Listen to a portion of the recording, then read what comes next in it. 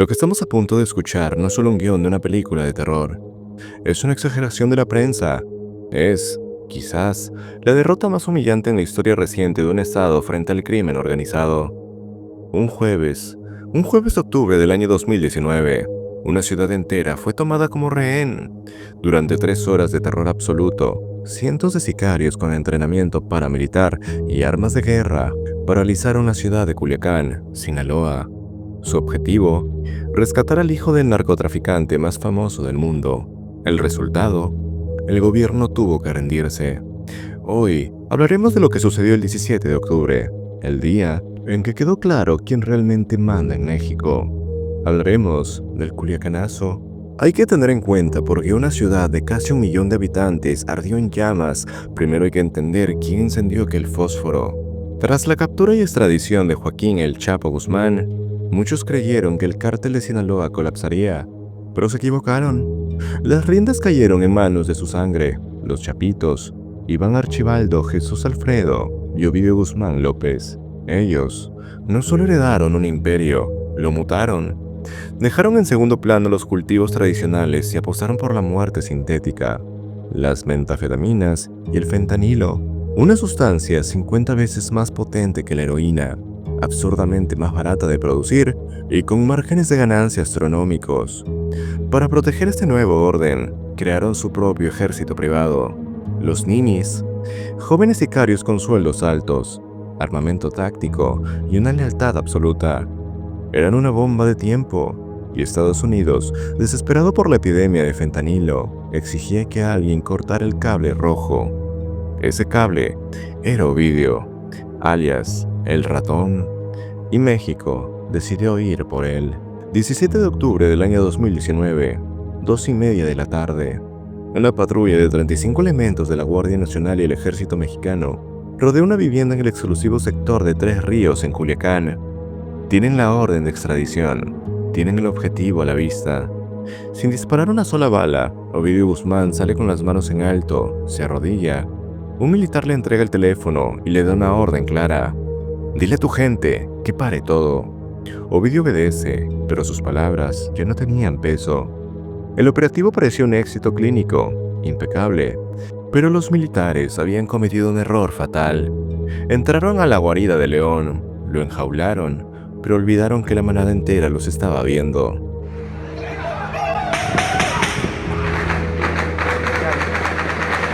Con rifles, están quitando carros, mire. Era a tu madre parando tráfico, tirándole a todos. Hay una fuerte balacera en el sector de Avenida Universitarios y...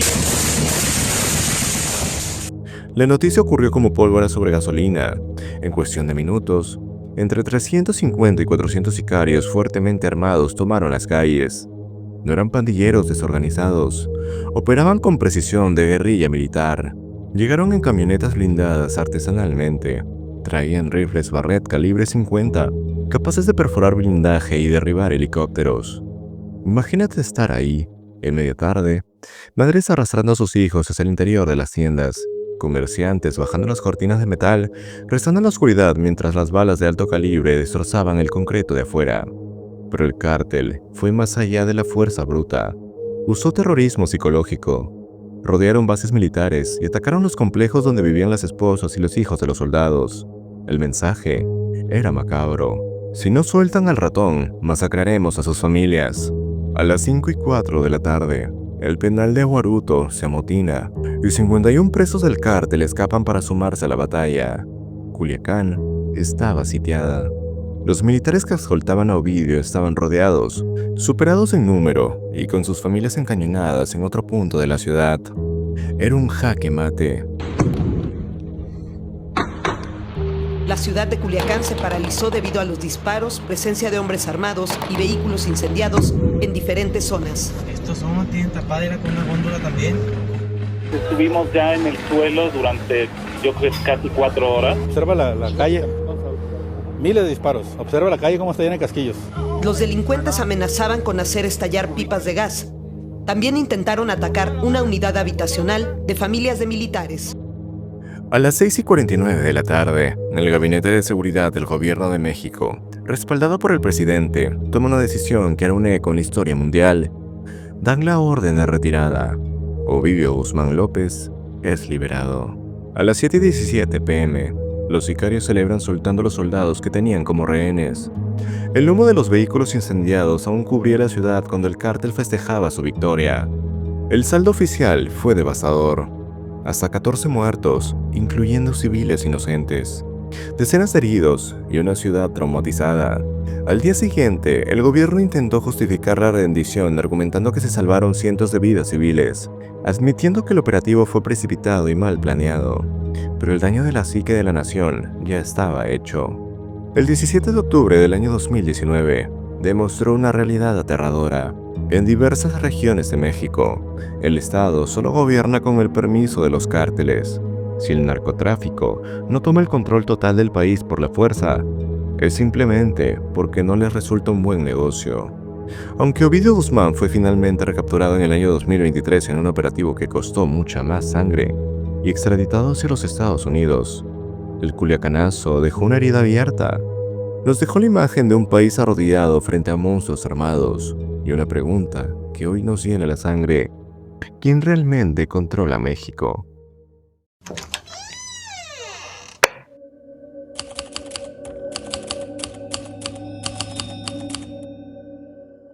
Diciembre del año 2010. Aeropuerto Mariano Matamoros, Morelos. Un despliegue militar fuertemente armado escolta a un prisionero de alto perfil. Las cámaras de la prensa mundial se amontonan, esperando ver el rostro de un sanguinario líder del cártel. Pero cuando el detenido levanta la mirada, el mundo entero se enmudece. No es un hombre endurecido por la guerra. Es un adolescente delgado, con rostro infantil y cabello revuelto. Tiene 14 años. Está esposado. Su nombre, Edgar Jiménez Lugo. Su apodo, el Ponchis. Cuando los periodistas lanzan preguntas, esperando lágrimas o temor, él responde con una frialdad de un témpano de hielo. Confiesa secuestros, confiesa torturas, confiesa haber decapitado a sus víctimas. ¿Qué se rompe en la estructura de una sociedad en la que un niño hable de mutilaciones con la misma naturalidad con la que otros hablan de videojuegos? Hoy exploraremos el caso de no solo un monstruo, vamos a hablar de la fábrica quien lo creó. Para poder entender cómo un niño empuña un cuchillo, tenemos que entender el contexto. Edgar no nació en las montañas en un territorio en disputa. Nació el 2 de mayo del año 1996 en San Diego, California. Pero su ciudadanía estadounidense fue el único privilegio que conoció. Su vida estuvo marcada por el abandono desde el minuto 1. Su madre fue arrestada por posesión de sustancias ilícitas, cuando él apenas aprendía a caminar, y fue deportada a México. Edgar terminó en el estado de Morelos, bajo el cuidado de su abuela. Crecer en la precariedad extrema no es vivir, es sobrevivir. Sin un padre, con hambre crónica y rodeado de violencia, Edgar y sus hermanas quedaron a la deriva cuando su abuela falleció en el año 2004. Él tan solo tenía 8 años. Ya no quise estudiar, diría años después. Pero no era una rebeldía infantil, era la calle dictando sus reglas. Mientras sus hermanas se unían a las Chabelas, una célula criminal femenina encargada de desaparecer cadáveres, Edgar asimilaba la lección más cruel de su entorno. En este mundo, o eres depredador, o eres la presa. Con 11 años, Edgar era invisible para el Estado, pero perfectamente visible para el crimen organizado. Tras la caída del poderoso Arturo Beltrán Leiva, el cártel se fracturó. Desde las cenizas nació el Cártel del Pacífico Sur. Necesitaban soldados baratos, que no hicieran preguntas y, lo más importante, que fueran descartables. Es entonces cuando aparece el negro, Julio de Jesús Radilla, un ex militar convertido en operador del cártel. Él fue quien interceptó a Edgar. El proceso de reclutamiento no fue un simple contrato, fue un lavado de cerebro clínico. A Edgar lo doparon con sustancias estupefacientes, lo obligaron a mirar, luego lo obligaron a participar. El CPS, también conocido como el Cártel del Pacífico Sur, descubrió una ventaja táctica perfecta. Un niño de tan solo 11 años no levantaría sospechas en un retén policial. El sumiso al terror es moldeable. Edgar se convirtió en un engranaje de la maquinaria de muerte, ejecutando tareas indecibles y posando en vídeos que el cártel usaba como trofeos de guerra. Ahora volvamos al fatídico 2 de diciembre del año 2010. Edgar y su hermana intentaban huir hacia Tijuana para cruzar a San Diego, buscando refugio en su pasaporte estadounidense, pero la inteligencia militar, que había rastreado sus macabros vídeos en internet, lo interceptó. Las declaraciones que dio en su captura congelaron la sangre de la opinión pública. Me daban marihuana, no recuerdo bien todo, me obligaban, si decía que no, me mataban. Pero hubo una frase, tan solo una frase que encapsuló la tragedia de su existencia. No me metí, me jalaron. El Ponchis no era solo un verdugo, era la prueba viviente del fracaso de un país. Había destrozado el mito de que los niños eran solo daños colaterales. En la guerra contra el narco, los cárteles los estaban consumiendo. ¿Cómo juzgas a un asesino múltiple que aún no tiene la edad para conducir? La ley mexicana topó con la pared de su propia realidad.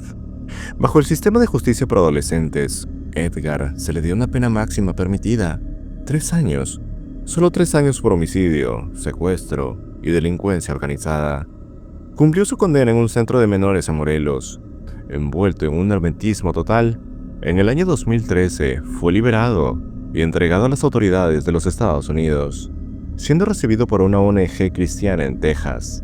A partir de ahí, Edgar Jiménez luego se sumó. Su nombre desapareció de los titulares, pero el silencio de un paradero contrasta con el estruendo de su legado. Edgar no fue una anomalía, fue el primero en ser grabado. Y hoy, el reclutamiento no se hace necesariamente levantando a niños en las esquinas.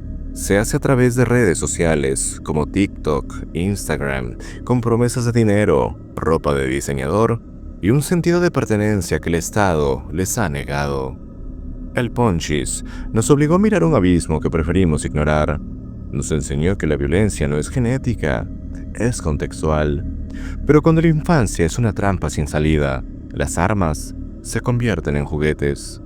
Edgar Jiménez ya no es un niño. Probablemente esté caminando libre en algún lugar, pero la pregunta que realmente deberíamos hacernos es: ¿cuántos niños como el de este relato están siendo creados hoy en día mientras tú escuchas este video?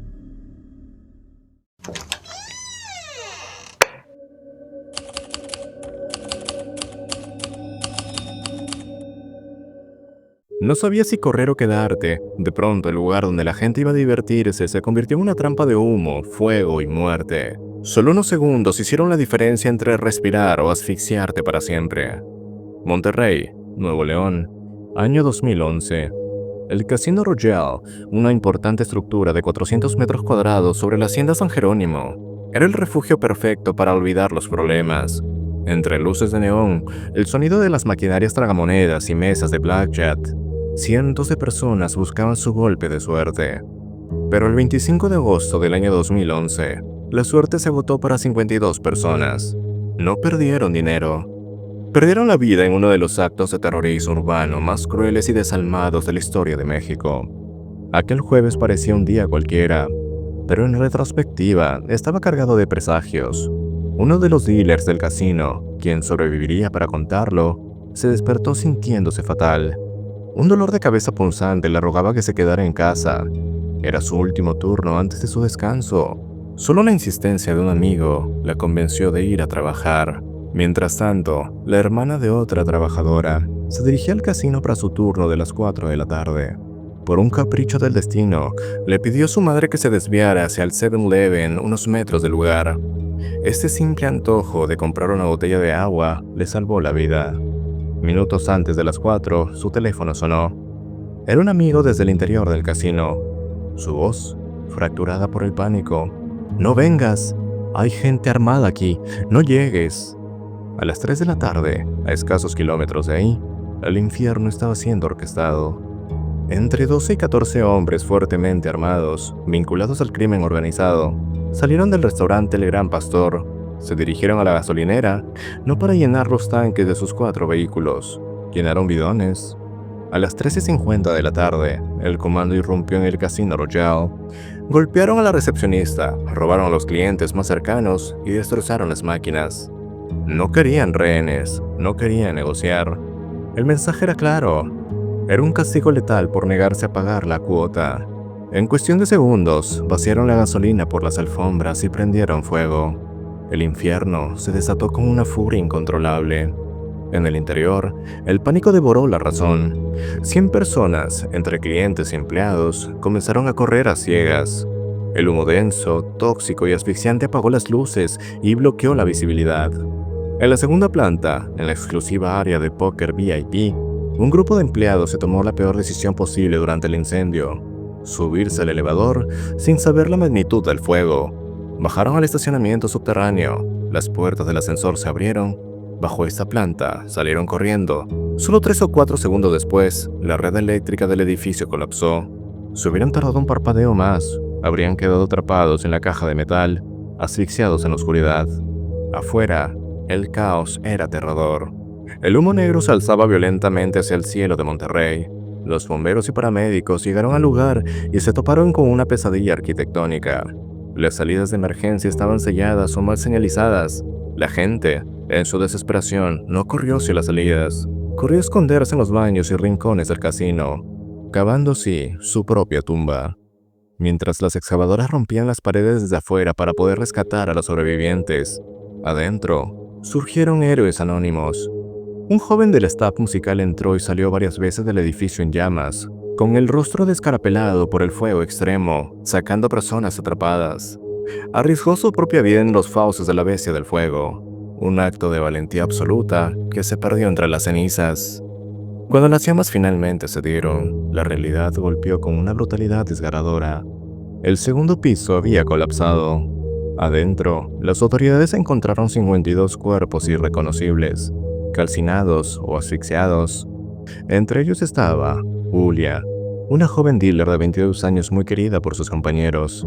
Hallada sin vida cerca de las máquinas, entre las víctimas también había una mujer embarazada. Para los sobrevivientes, un trauma psicológico que fue devastador. Una de las empleadas llegó a su casa, se acostó a dormir y su cuerpo entró en una especie de coma autoinducido. Sus padres intentaron despertarla al día siguiente, pero no reaccionaba. Su mente se había encapsulado. Un mecanismo de defensa extremo del cerebro, negándose a volver a la realidad tan dolorosa y traumática. Las investigaciones revelaron negligencia gubernamental, corrupción, extorsión y la desalmada avaricia de los dueños del casino, quienes le dieron la espalda a las víctimas. Hoy, a pesar de haber pasado muchos años, el terreno donde se erigía el Casino Royal fue demolido, dejando un lote baldío que sirve como una cicatriz permanente en la historia de Monterrey.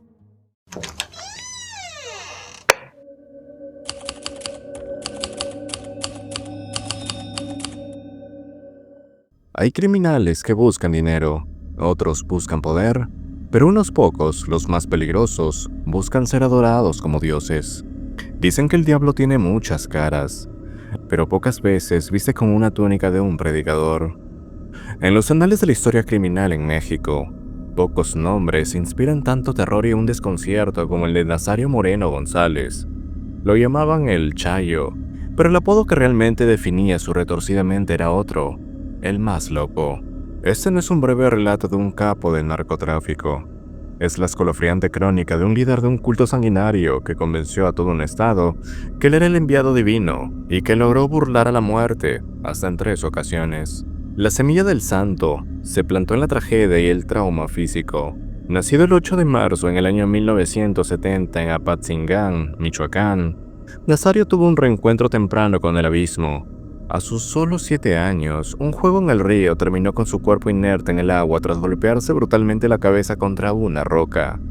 Lo sacaron sin signos vitales. Su madre rezó por un milagro y, minutos después, el niño tosió el agua y regresó a la vida. Fue su primera resurrección, como él cataloga. Años más tarde, durante la adolescencia, en un partido de fútbol terminó con el cráneo fracturado. Los médicos tuvieron que reconstruir su cabeza con una placa de metal. A partir de ese momento, la mente de Nazario cambió para siempre. Comenzó a escuchar voces en su cabeza, susurros que, en su delirio, interpretó como mensajes divinos. Para entonces, Nazario Moreno ya había muerto 2 veces. Con el paso de los años, su vida criminal desplegó. En el año 2001, La DEA ya lo tenía en la mira como uno de los principales operadores del Cártel del Golfo, bajo el mando de Carlos Rosales Mendoza, el Tisico. Pero cuando su jefe cayó, Nazario no solo tomó el control de la organización, la transformó en una secta. En el año 2006, rompió alianzas con los Zetas y fundó la familia michoacana. Sin embargo, Nazario no actuaba como un jefe de la mafia tradicional. Él se erigió como un mesías. Tras pasar un tiempo en prisiones de Estados Unidos, regresó a México convertido en un predicador del inframundo. Su nivel de megalomanía llegó al punto de escribir su propia Biblia, un libro titulado Pensamientos, conocido en el mundo del AMPA como el Evangelio de San Nazario.